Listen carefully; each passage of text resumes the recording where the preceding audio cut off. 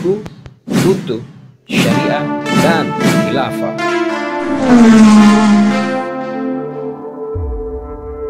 Teman-teman sekalian, terlebih dahulu saya coba akan menjelaskan sedikit tentang apa itu syariah. Syariah adalah jalan hidup bagi umat muslim yang memuat ketetapan-ketetapan Allah dan ketentuan Rasulullah Shallallahu Alaihi Wasallam, baik itu berupa perintah ataupun larangan, yang mengatur seluruh aspek hidup dan kehidupan manusia. Seperti 1. Diaturnya hubungan manusia dengan penciptanya, yaitu Allah Subhanahu wa Ta'ala. 2. Diaturnya hubungan manusia dengan manusia yang lain, bahkan dengan makhluk yang lain, seperti dengan hewan, tumbuhan, dan lain sebagainya. 3. Diaturnya hubungan manusia dengan dirinya sendiri. Teman-teman, sekarang kita akan membahas sedikit tentang apa itu khilafah. Khilafah adalah sebuah sistem pemerintahan yang menjadikan Islam sebagai akidahnya. Dengan kata lain, asas bagi pemerintahan ini adalah Islam.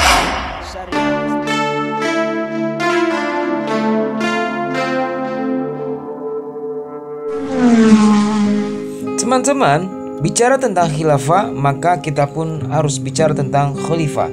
Karena khilafah dengan khalifah itu perkara yang tidak bisa dipisahkan. Peran seorang khalifah tentu berbeda dengan peran seorang presiden ataupun seorang raja. Seorang presiden atau seorang raja diangkat dengan menggunakan sistem tertentu dan juga dalam rangka menjalankan atau menerapkan sistem tertentu. Kepemimpinan seorang presiden atau raja hanya memimpin wilayah negerinya saja atau kerajaannya saja. Sedangkan seorang khalifah ketika diangkat, maka dia hanya menerapkan dan menjalankan sistem Islam atau syariat Islam. Baiat seorang khalifah itu berlaku bagi seluruh kaum muslimin di mana saja mereka berada. Itu artinya para penguasa negeri-negeri kaum muslimin, baik dia seorang presiden ataupun dia seorang raja, maka wajib bagi mereka untuk berbaiat kepada seorang khalifah dan menyatukan negeri-negeri mereka ke dalam naungan daulah khilafah. Teman-teman sekalian, sedikitnya kita telah membahas tentang apa itu syariah dan khilafah. Kini kita akan bahas tentang aku. 1. Aku orang yang banyak dosanya dibanding kamu. 2. Aku orang yang sedikit amal baiknya dibandingkan dengan kamu. 3. Aku bodoh tidak sepintar kamu. Nah, itulah aku. Teman-teman, ternyata yang banyak dosanya, yang sedikit amal baiknya, dan yang bodoh di negeri ini bukan hanya aku, tetapi banyak. Begitu banyaknya sehingga pejabat di negeri ini, mereka yang mengurus dan mengelola negara ini adalah kebanyakan pendosa, sedikit amal baiknya juga bodoh. Kenapa bisa begitu? 1. Akibat diterapkannya sebuah aturan hidup atau sistem yang sesat, seperti riba yang dilegalkan, seks bebas, dan LGBT dibiarkan.